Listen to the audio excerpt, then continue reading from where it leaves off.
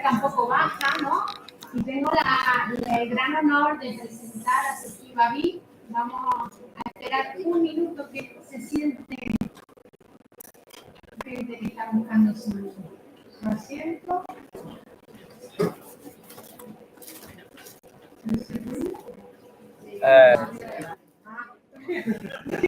Sí, está llegando un avión o algo así.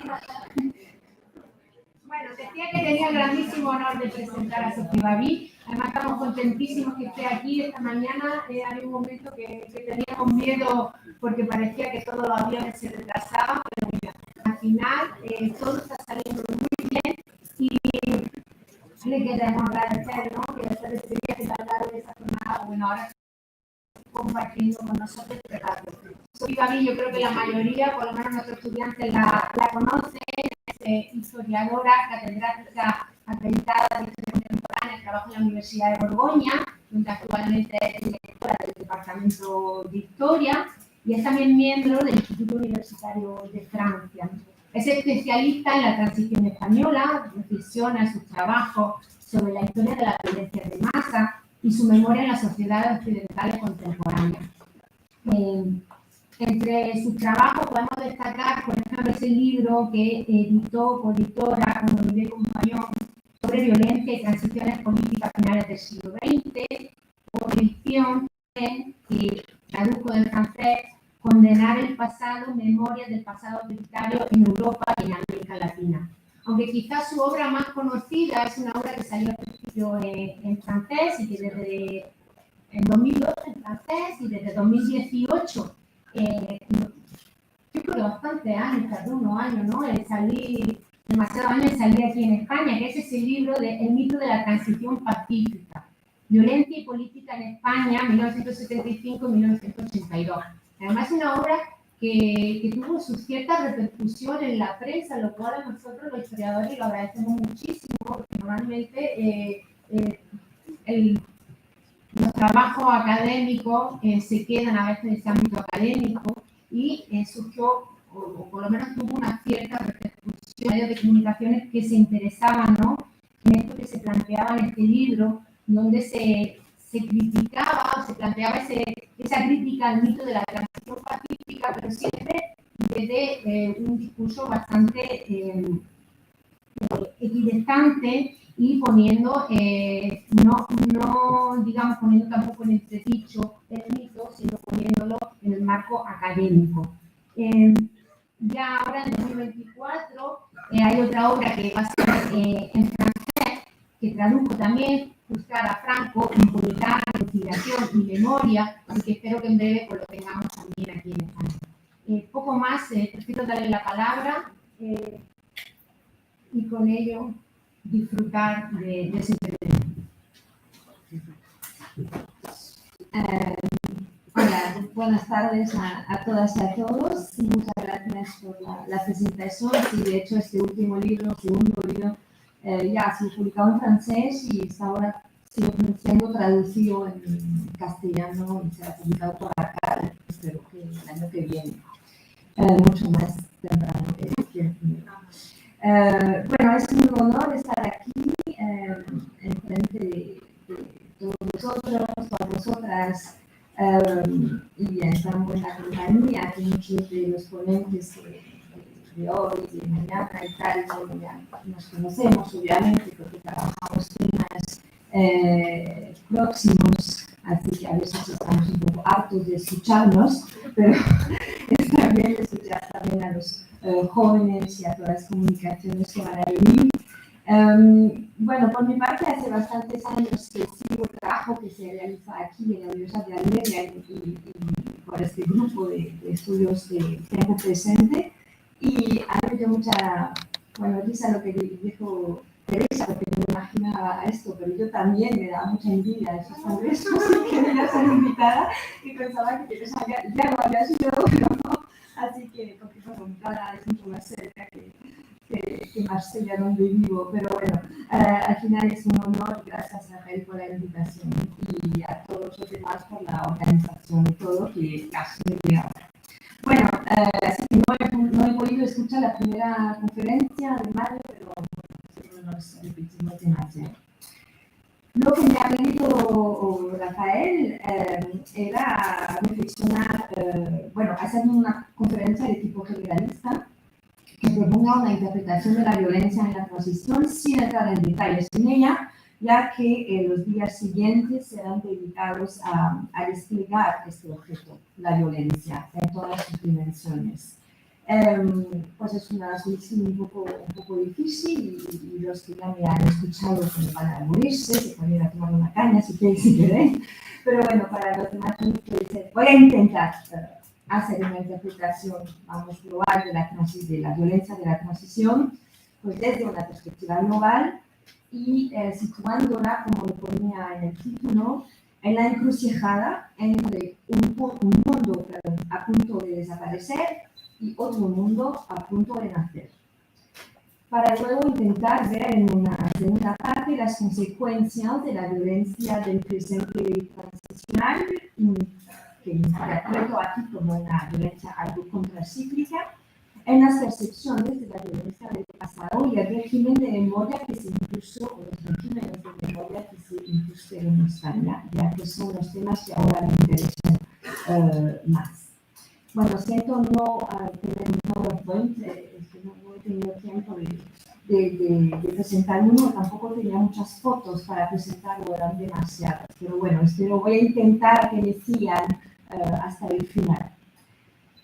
Bueno, para empezar, decir que más y más intento reflexionar sobre la transición, más y más me fascinan estos años 70. Por ser un momento de efervescencia social, política, cultural e intelectual, donde se cruzan, y lo hemos visto ahora escuchando a Teresa, donde se cruzan unas dinámicas a la vez enraizadas en las décadas pasadas y bien trancadas en el presente, pero un presente a punto de convertirse en pasado, y otras dinámicas destinadas al contrario a imponerse en el futuro que todavía sigue desconocido en los años 70. La transición española, pues yo creo que hay que entenderla como portadora de estas tensiones propias de un cambio de época global, no solo en España, situándose en la encrucijada entonces entre dos mundos, entre el mundo de antes y el mundo de después, que es el nuestro, diría que hasta hace poco era el nuestro, porque me parece que nuestro mundo está cambiando ahora tan rápidamente que quizás estamos entrando en otra época. Pero bueno, es otra cuestión.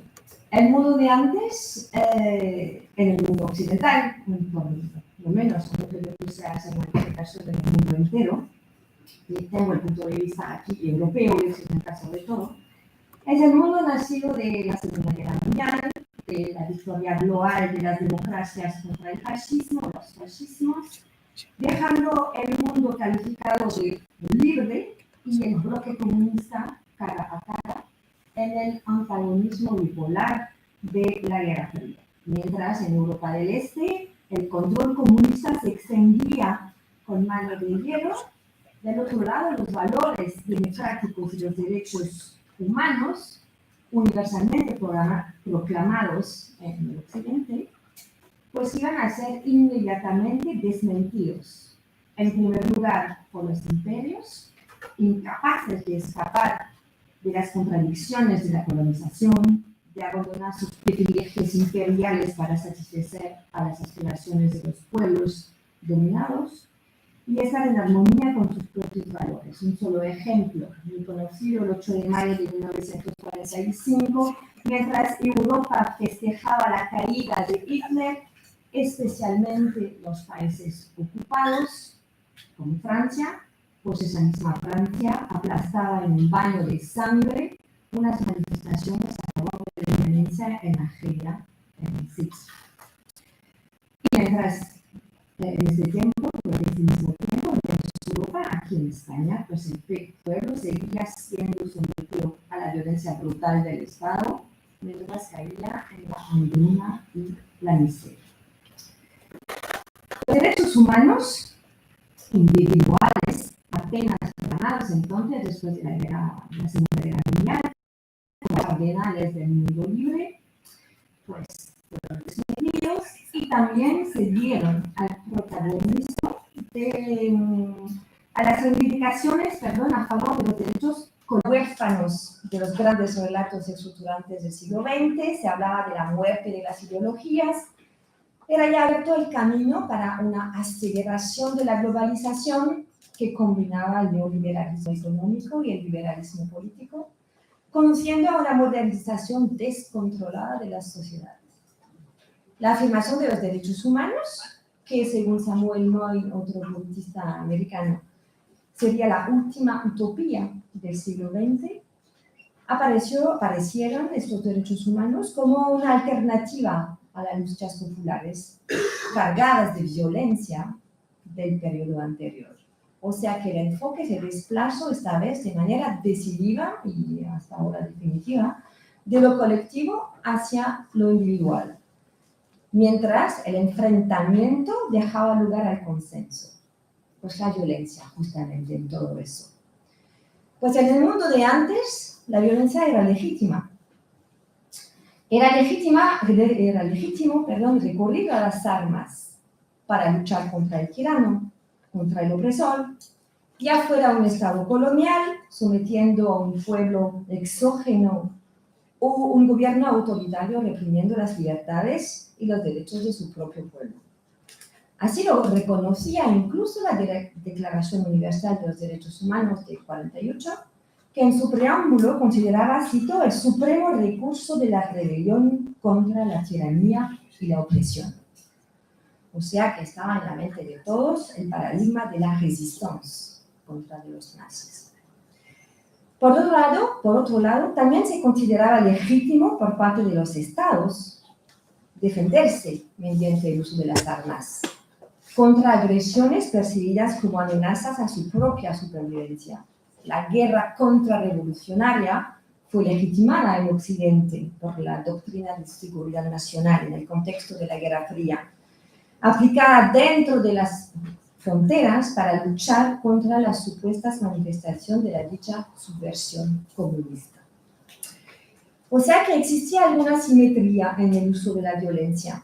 La violencia de los débiles, que optaban por la lucha armada, la práctica de guerrilla, que sea inspirada del modelo cubano, vietnamés o argelino. Se enfrentaba a esta violencia de los débiles la violencia de los dominantes, de los opresores, que usaban de la represión policial, de la dominación colonial o del terrorismo de Estado. Una simetría que justificaba a posteriori lo que se llamó la teoría de los demonios en Argentina, por ejemplo, de los dos demonios. En el mundo de después, eso era el mundo de antes. En el mundo de después, la violencia ya no es tan evidentemente legítima. La violencia sistemática se supone que ya va a desaparecer. Ya no se justifica el recurso rebelde a la violencia para una emancipación supuestamente lograda ya. La violencia empleada por los contestatarios pierde su razón de ser en sociedades pacificadas, donde los estados respetan los derechos y las libertades de los individuos.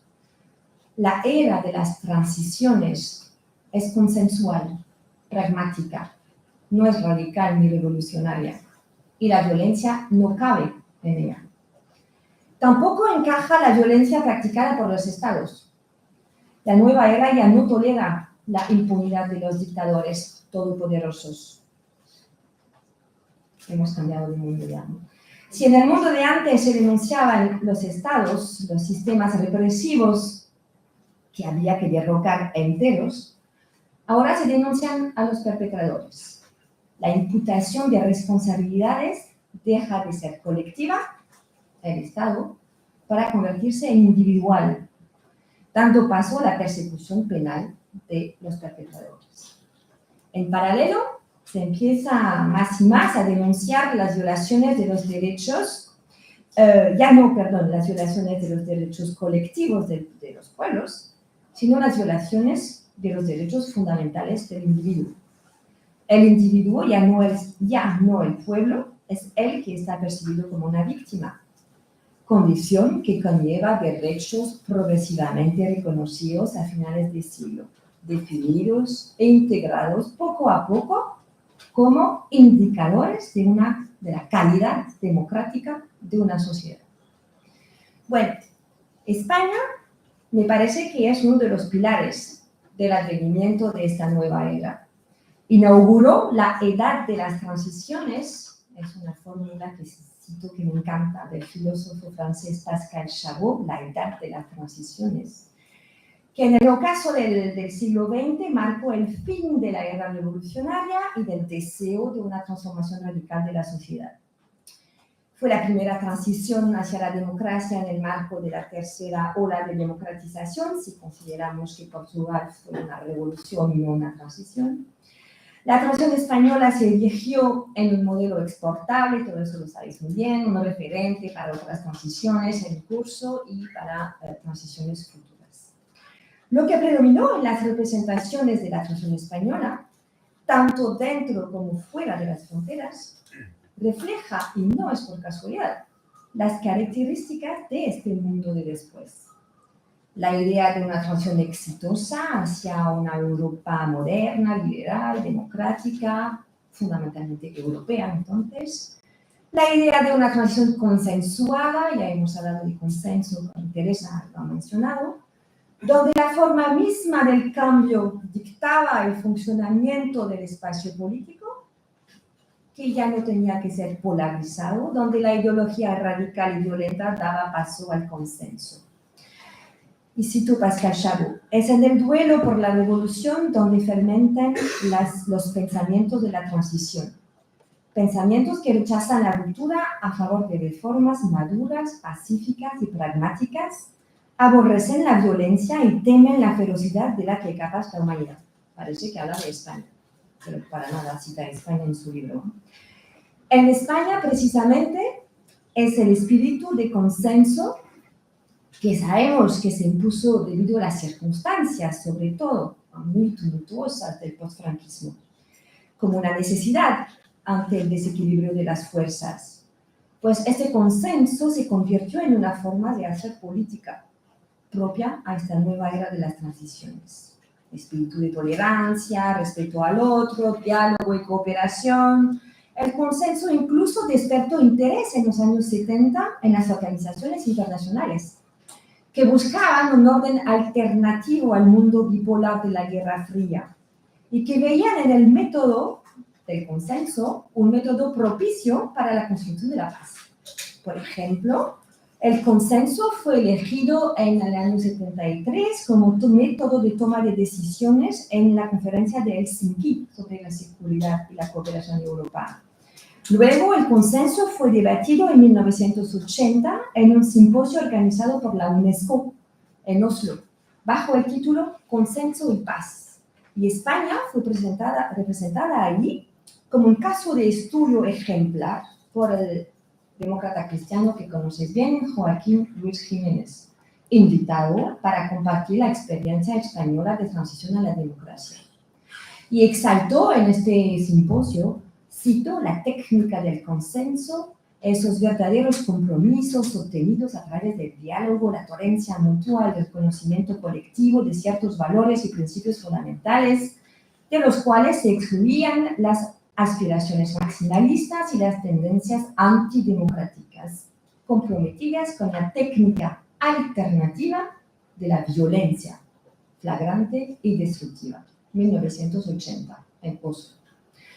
Bueno, por fin se quedó esta imagen de la transición exitosa, consensuada y fundamentalmente pacífica. Bueno, eso ya lo desarrollé en el libro.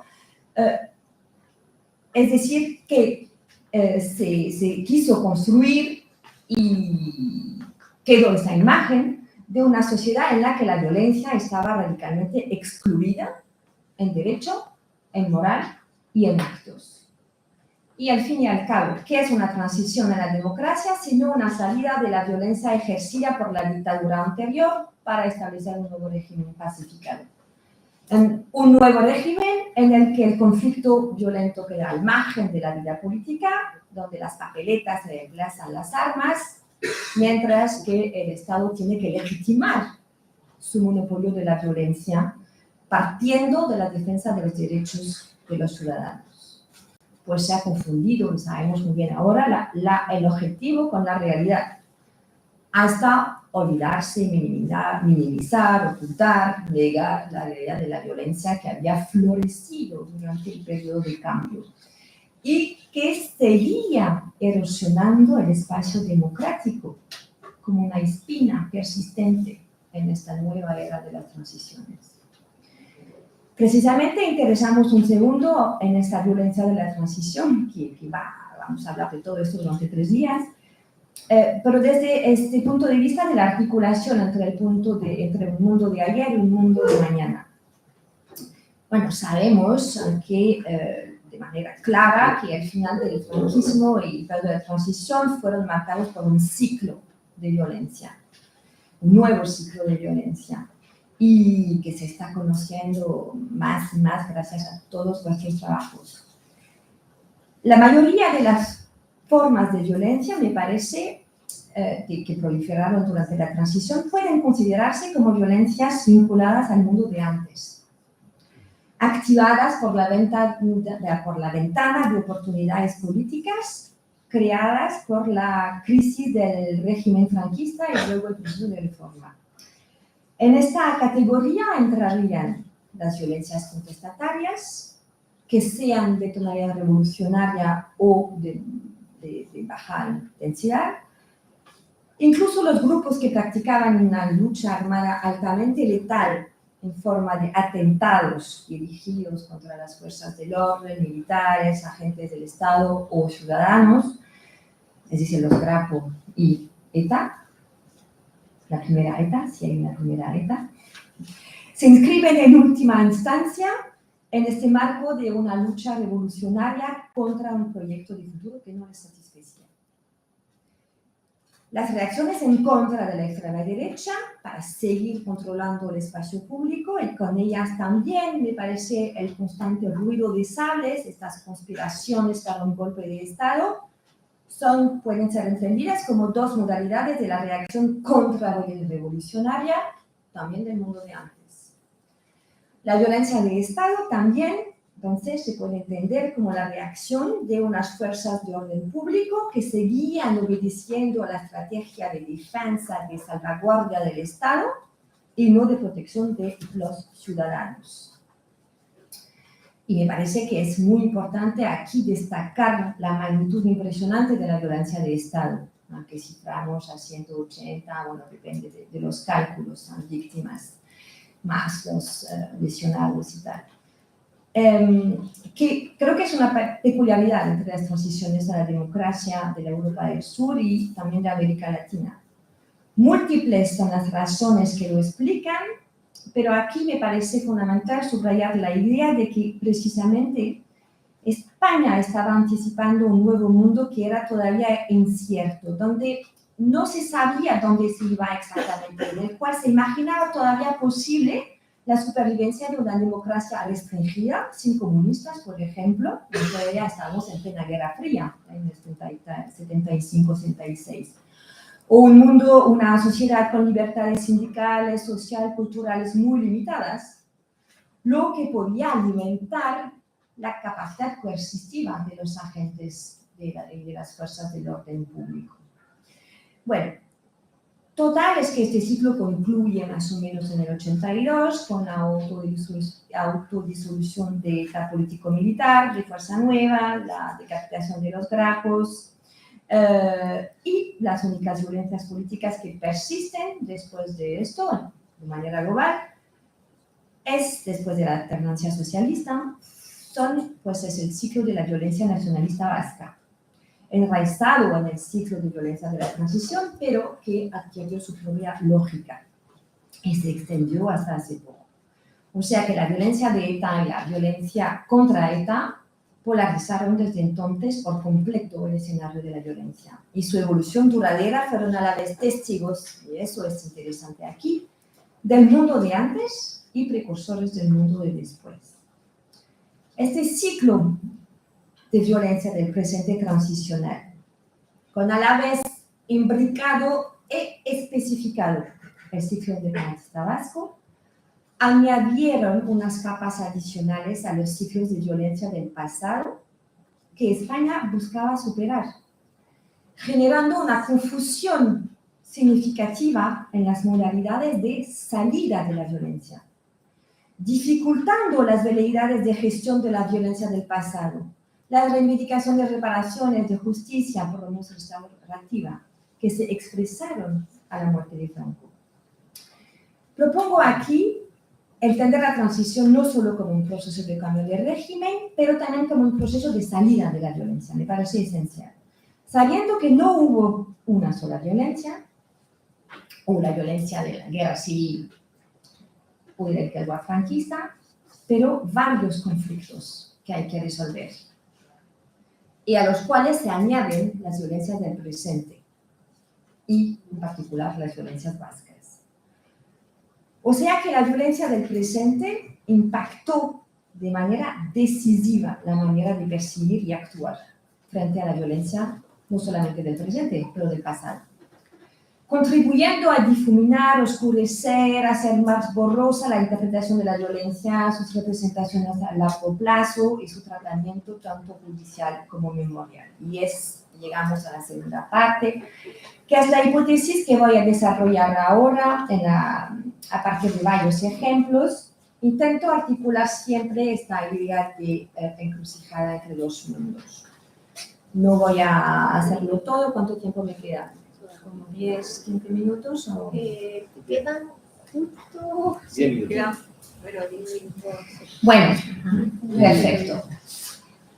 En primer lugar, quiero destacar cuánto el ciclo armado contestatario de la transición, en particular de la lucha antirracista vasca, prolongó los esquemas movilizadores del pasado, revolución contra revolución, tanto en las representaciones como en las prácticas. Y eso mucho más allá de la consolidación democrática. Sabemos ahora hasta qué punto prolongó el uso de la violencia de Estado contra terroristas, reciclando prácticas y métodos propios del régimen dictatorial. Y hasta qué punto impidió reflexionar sobre el legado del franquismo en las estructuras mismas del Estado. Y en particular esta famosa cuestión de la continuidad de las estructuras represivas, de los cuerpos represivos, de sus prácticas. Porque la necesidad de luchar contra el terrorismo permitió dejar invisibilizados los excesos represivos y su genealogía en las estructuras y hábitos heredadas del pasado franquista. De la misma manera, la perpetuación del esquema revolucionario y sobre todo del paradigma antifascista de resistencia contra la opresión constituyó una potente reserva de movilización y reclutamiento para los militantes de ETA hasta finales del siglo. Y constituyó una fuente de legitimación duradera también en la izquierda española y aún más quizás en la izquierda europea, hasta bien entrados los años 80, que podemos resumir de manera sencilla. Era un militante de ETA, un resistente que luchaba por la libertad y la autodeterminación de su pueblo, o, según una terminología tercermundista y revolucionario del mundo de antes, o un terrorista que violaba libertades y derechos fundamentales, según una nueva terminología que estaba construyéndose en estos momentos. Vamos a ver. Pero ¿qué refiere fundamentalmente esta cuestión? Me parece que refiere fundamentalmente a la cuestión de la legitimidad de la violencia, de la cual hablaba al principio. ¿Hasta cuándo se puede considerar como legítimo el uso de la violencia? Aquí reside el nudo gordiano de la transición, que se resolvió poco a poco por un calendario artificial y escalonado de aceptabilidad de la violencia, que separa dictadura y democracia y rechaza la victimización del violento. Los diferentes marcos legales adoptan cronologías distintas para determinar cuándo comienza la democracia y cuándo finaliza la dictadura, o cuándo la violencia fue legítima o dejó de serlo, o así como quién puede ser reconocido como víctima de la violencia de manera legítima. La amnistía, por ejemplo, ya del 77 tenía dos fechas, el 15 de diciembre del 76 y el 15 de junio del 77. Estas dos fechas determinaban diferentes legitimaciones del uso de la violencia. Luego, en la querella argentina, era también otra fecha, que ya es la de las elecciones legislativas. La ley de memoria histórica añadía el límite temporal a diciembre del 77 para incluir a unos actos violentos en Málaga y Tenerife. La ley de memoria democrática de 2022, el límite temporal es la Constitución, diciembre del 78. Pero incluso tiene una comisión de reflexión para las violencias hasta diciembre del 83. Así que calendario algo artificial de cuando empieza, cuando acaba, dictadura, transición, cuando es legítima o ya no legítima la violencia.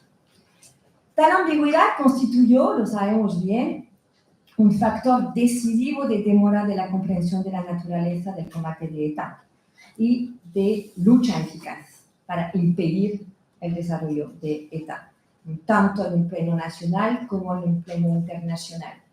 Como francesa me interesa mucho el debate sobre la extradición de los refugiados vascos desde Francia y refleja perfectamente esta ambigüedad. La izquierda francesa siguiendo expresando una adhesión romántica a la resistencia y la lucha de liberación nacional vasca, por lo menos hasta la primera expulsión del 84, en el contexto de los GAL.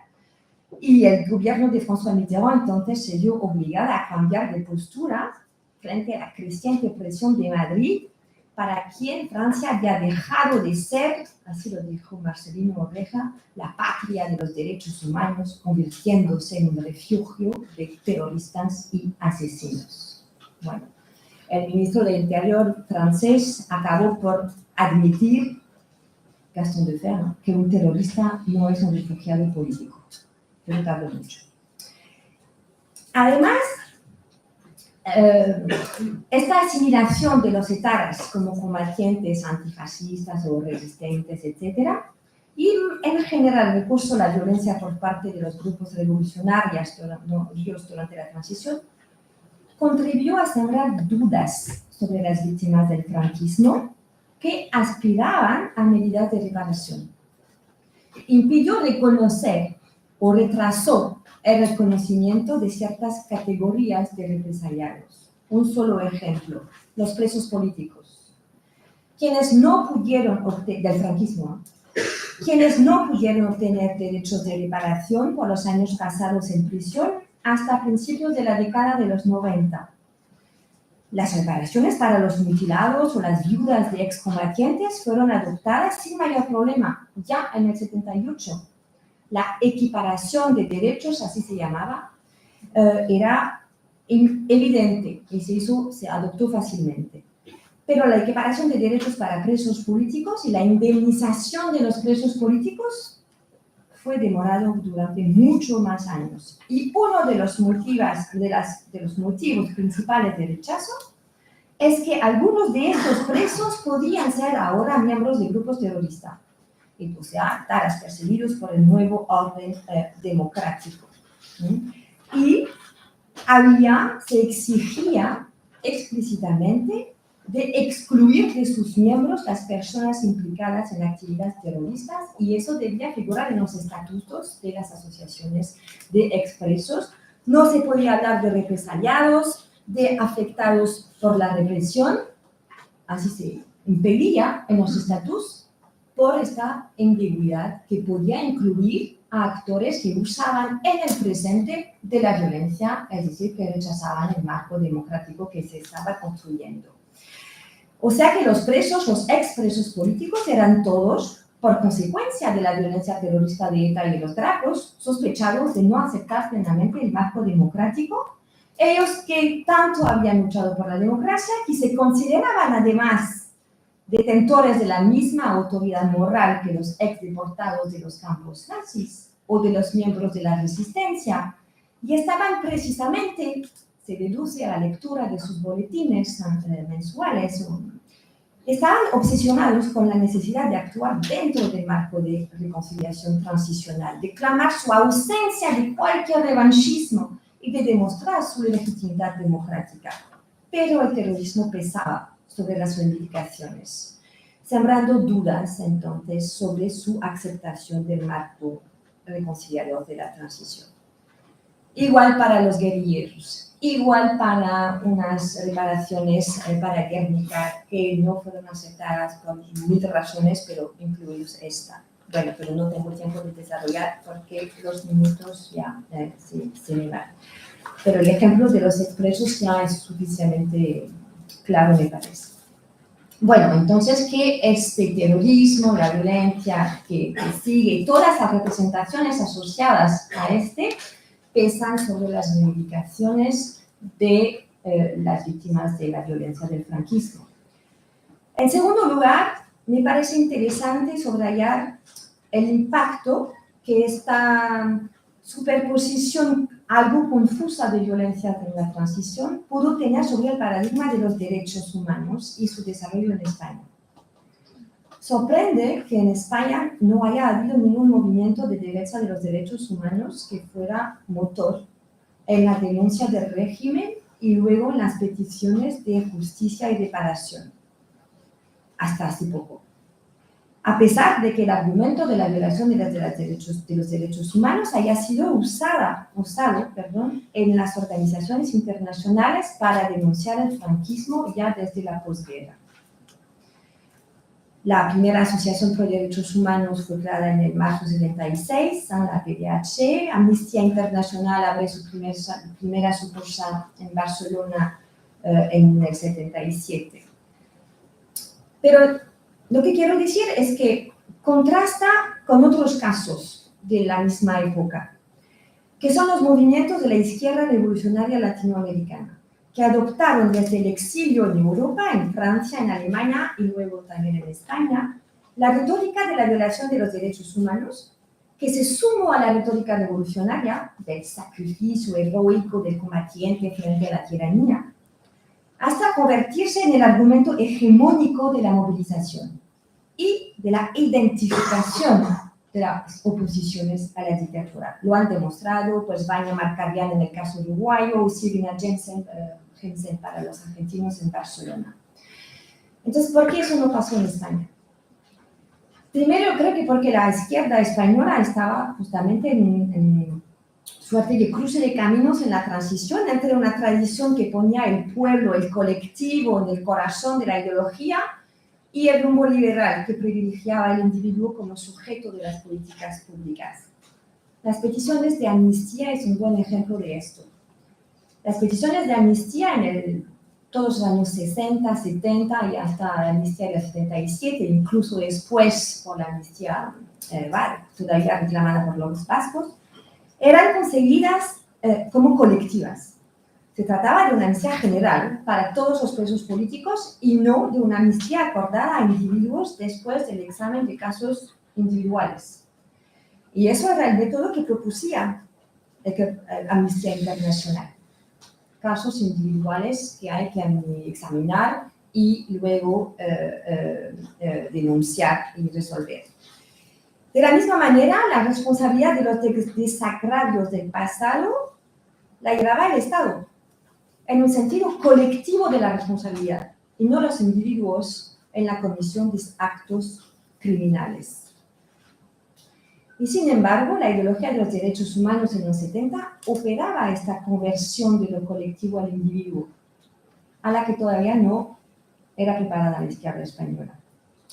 Segundo, y eso me parece más importante quizás como hipótesis, es que la retórica de los derechos humanos fue, de manera bastante temprana, vampirizada por ETA, impidiendo que pueda ser utilizada con bastante eficacia por parte de los represaliados del franquismo. Pero quizás acabar con esto, ¿no? Pero me parece importante. Al mismo tiempo que se individualizaba a nivel europeo y luego internacional la figura del terrorismo y del terrorista en los años 80, con las primeras condenas de terrorismo, eso remonta al 72, la toma de rehenes en los Juegos Olímpicos en Múnich, luego el 77 se adopta el Convenio Europeo para la Represión del Terrorismo, etc. Estas mismas instancias internacionales, Consejo de Europa, Naciones Unidas, invocaban los derechos humanos para contener la acción de los estados en su lucha antiterrorista, para advertirles que debían actuar garantizando en todo momento los derechos humanos en su lucha contra los violentos. ¿Vale? Y esta retórica fue muy pronto utilizada por ETA en su lucha contra Madrid para legitimar su acción. Los derechos humanos eran invocados para denunciar la represión franquista sobre las oposiciones y utilizados por la esfera Berchale para denunciar la continuidad del régimen franquista, fascista, en las instituciones represivas madrileñas a través de las violaciones de los derechos humanos en el marco de la lucha antiterrorista. Con un marcador principal ya en los años 80, la tortura, como el paroxismo de la violación de los derechos de los detenidos, que fue invocada constantemente, por ejemplo, para impedir las extradiciones de Francia a España. Fue una manera para ETA de adaptarse a este nuevo mundo liberal, sin violencia, convirtiendo su capital de simpatía, algo contracíclico en los 80, en nombre de ideales del pasado, mediante una apropiación progresiva de la gramática internacional de los derechos humanos. Mientras tanto, el nivel europeo observamos a principios de los 90, más tarde, una década después, una inversión de la relación. Es decir, que la retórica de los derechos humanos ya se convierte se usa para criminalizar el terrorismo, más que para criminalizar a los estados en su lucha antiterrorista. Es decir, que el terrorismo empieza a ser considerado como un fenómeno que viola los derechos humanos, empezando por el primer de estos derechos, el derecho a la vida. Pero este discurso no llega a intentarse con fuerza en España hasta bien avanzado el nuevo siglo. Bueno, esta apropiación exclusiva, no que exclusiva, pero casi exclusiva de la gramática de la violación de los derechos humanos por parte de ETA, me parece que impidió o al menos retrasó su uso por parte de las víctimas del franquismo. Y eso se ve en los boletines también de la PDH, que está siempre en esta tensión de denunciar en uno o en el otro, sin saber muy bien dónde poner todos sus esfuerzos. Y es mucho más fácil poner sus esfuerzos sobre la solidaridad con Latinoamérica, el Cono Sur y las dictaduras latinoamericanas, por ejemplo, bueno, porque es más sencillo ahí, aunque no lo es. Y voy a acabar. Y la historia del franquismo llega a ser entendida bajo el prisma de las violaciones de derechos humanos y de los crímenes de derecho internacional muy tarde, a principios del siglo, bueno, ni siquiera a principios, al final de la primera década de los años 2000, diríamos. Bueno, contribuye a explicar por qué en España no surgió un movimiento significativo de defensa de los derechos humanos. Y además, pero eso no voy a tener tiempo de desarrollarlo, quizás son las preguntas. Me parece que estas dinámicas que acabo de describir, que describo como un freno para el reconocimiento de la víctima y de los crímenes de la dictadura, pues también conllevan una contradinámica de reforzamiento, de manera algo paradójica, de los mecanismos de lucha contra la impunidad y sobre todo de protección de las víctimas. Y estos mecanismos de protección de las víctimas, para decirlo en una frase, que primero se construyen a favor de las víctimas del terrorismo de ETA, luego llegan a ser apropiadas por las otras víctimas del franquismo y de la guerra civil. Y en ese nuevo mundo global, del global turn de la memoria y de la justicia transicional, España ha sido en primera línea, sobre todo, por ejemplo, en el reconocimiento de las víctimas a nivel europeo e internacional. Tiene una legislación bien avanzada, mucho más que en otros países, pero eso también es debido a la supervivencia de ETA. Bueno, una frase de conclusión, si me deja un minuto. Hemos visto que el ciclo de violencia de la transición y post-transición, bueno, reflejaba, a mi parecer, las tensiones propias de este momento de transición global entre dos mundos, donde la cuestión central es la de la legitimación de la acción violenta en los nuevos espacios públicos de las democracias, y que la violencia actúe como un freno y una guía para las dinámicas de memoria y reparación en España, aunque el aspecto guía sea un poco olvidado en la conferencia por tiempo. Pero en todo caso impactaron directamente los regímenes de memoria en España, que se establecieron en España y que puedo decir en 3 palabras, es basado en la rivalidad mimética entre causas victimarias. Se acentúa mucho en las reivindicaciones del movimiento de la recuperación de la memoria histórica, la lucha contra la impunidad, siguiendo aquí el modelo argentino, bajo el lema justicia, verdad, reparación, donde el derecho internacional de los derechos humanos y humanitarios ocupa una plaza hegemónica, mucho más finalmente que un modelo memorial del estilo europeo, basado en homenajes, conmemoraciones de hechos, figuras heroicos del pasado que existen, y la nueva ley de memoria, claro que va en este sentido. Pero bueno, aquí hay el modelo argentino que me parece que es muy, muy fuerte, y ETA no es para nada en eso. Bueno, ha tomado un papel ahí. Y también es objeto constante de conflictividad. Fácil de instrumentalizar por parte del ámbito político para desviar o deslegitimar todo debate sobre las violencias del pasado. Así que este congreso es más importante que nunca, y aún más un 20 de noviembre. Muchas gracias.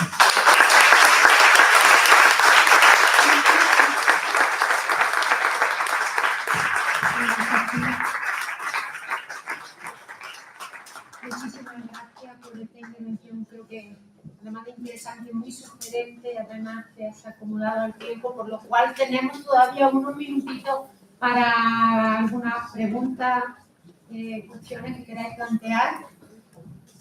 Sí, ahí atrás. Si queréis repetimos el modelo de antes. Abrimos quizás 2 preguntas. Antonio, podemos hablar después en la cena. No, pero por favor, no te limites. Era una broma. Hola. Hola, buenas noches. Como mencionaste sobre el asilo político, me gustaría preguntar por qué Francia dio refugio a los terroristas etarras y si la sociedad francesa apoyaba esa decisión. A ver, ¿puedes repetir? Es que no me estaba un poco perdiendo.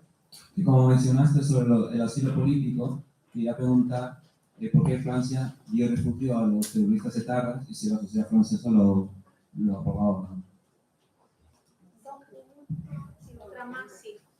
Bueno, mira, Antonio Espina sea. No, yo muy breve solo. A mí me cuadra muy bien el planteamiento que haces en la relación que estableces entre la demanda o no de la responsabilidad del franquismo y la interferencia que ejerce ETA. A mí esa parte me parece muy sugerente.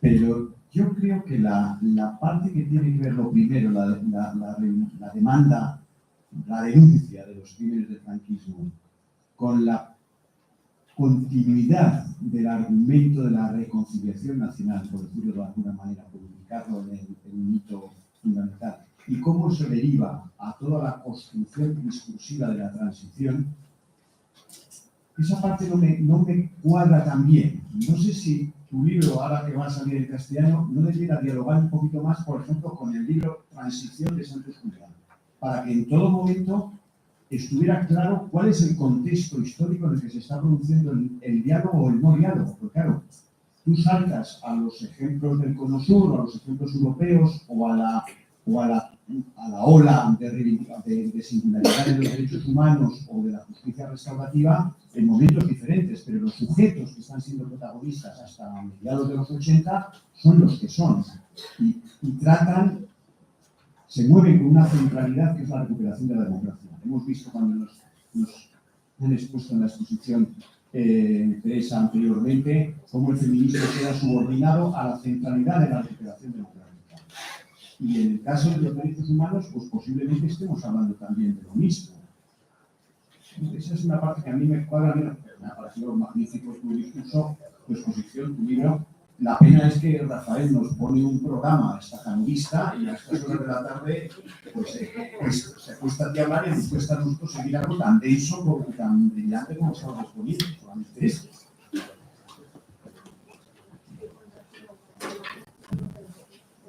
Bueno, me gustaría la pregunta recoger algo que usted ya ha mencionado en varias ocasiones y que se presenta siempre como una suerte de sombra inexorable, que es la transición de un paradigma colectivo a un paradigma individual de todos los sentidos. La pregunta que le hiciera es cómo impacta esa transición paradigmática en el consenso que también usted menciona.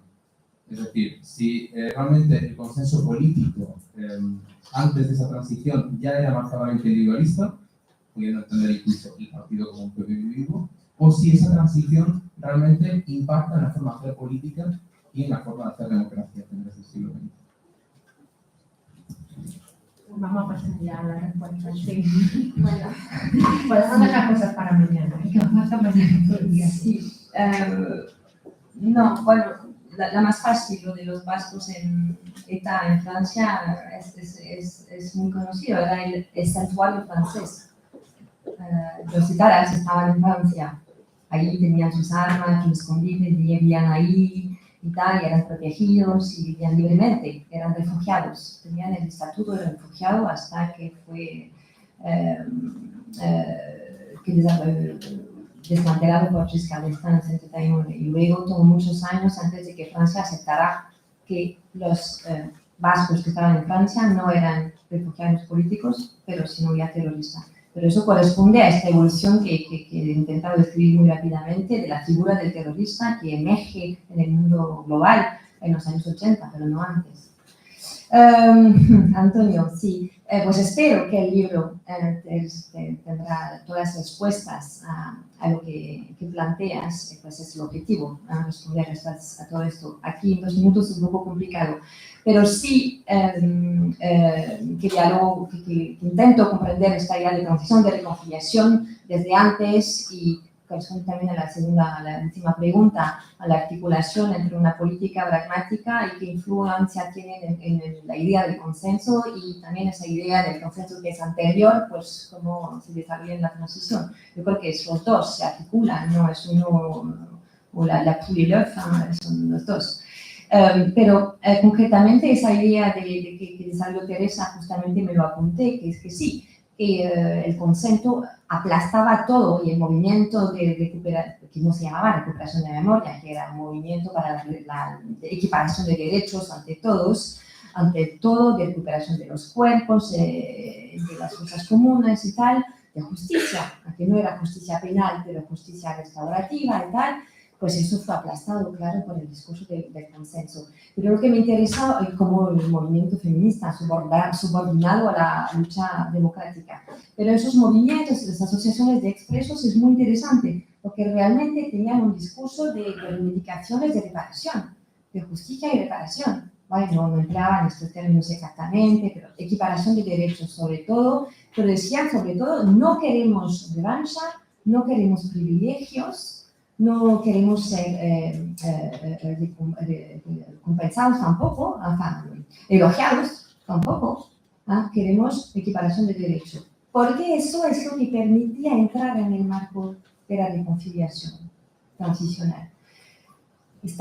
Pero eso es había ya un discurso de voluntad de reconocimiento y de rehabilitación que emerge por ahí y por allá, pero que no se expresa porque ya no es el momento y porque justamente se les sospecha siempre de querer revancha y que ellos insisten siempre, no queremos revancha, somos democráticos, queremos entrar en el marco democrático, pero queremos un poco. Bueno, pero claro que todo es contexto y es muy importante ver las cosas en cada década, en cada momento. Y es lo que intento hacer en ese futuro libro, que normalmente está acá lo ha previsto para antes del próximo verano. Así que lo podéis leer en castellano. Bueno, lo siento, es muy tarde. Vamos a gracias.